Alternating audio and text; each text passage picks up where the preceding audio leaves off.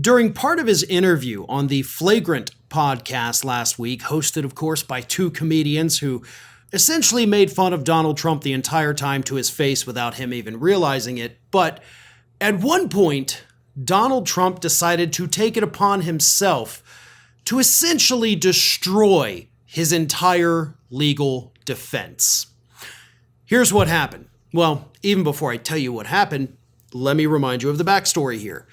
We all know that Jack Smith's court filing was recently unsealed from Judge Tanya Chutkan, and it showed us in the tweets, the posts, everything that Donald Trump had, that he, of course, was pressuring Vice President Mike Pence to not necessarily overturn the election results, but to send back to the states all their slates of electors, telling them, we don't accept these, send us those Trump electors.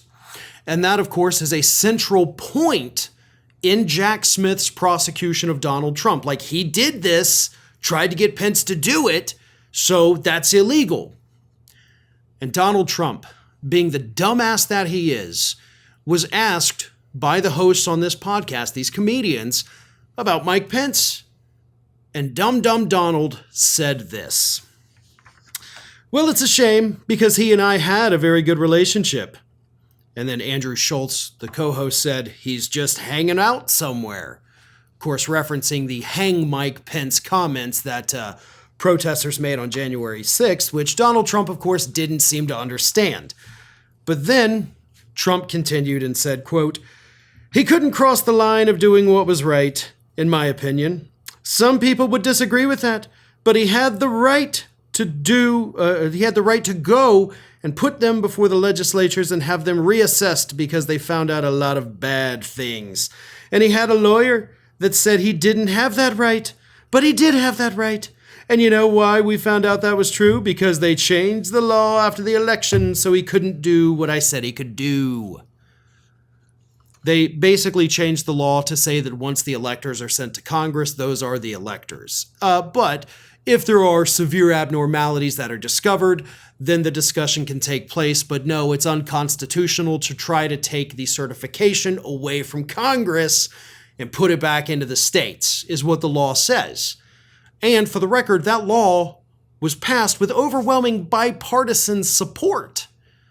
So it's not that they changed the law because Trump was right. They changed the law to prevent Trump or anyone else from trying to stage a coup in the future. But then Trump continued. Okay, they changed the law so that a vice president could no longer do what I said he could do. So in other words, I turned out to be right. But it's a shame we had a very good relationship for 99.9% of the thing.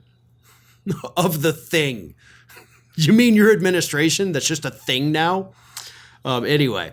Yeah, and I think he's a good man, and I think that's good. Unfortunately, I wish he would have had the stamina, maybe courage, and maybe both to go further.